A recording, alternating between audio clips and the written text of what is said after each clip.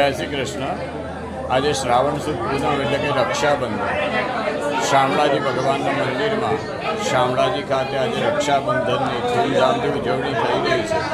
હાલ ભગવાનને રાખડી બાંધી અને બલિરાજા અને સાથે લક્ષ્મીજીનો પ્રેમ એવો અદ્ભુત દર્શન કરાવવામાં આવ્યું છે અને અનેક ભક્તો આજ રોજ ભગવાનને ભાઈ બનાવી અને ધન્યતા અનુભવી રહ્યા છે। એવો આજે પાવન પ્રસંગ રક્ષાબંધનનો દિવસ ભગવાનને સુંદર મજાના શણગાર સુસજ્જિત કરી અને ભગવાનની શણગાર આરતી પર્યંતની સેવા પૂર્ણ થયેલ છે।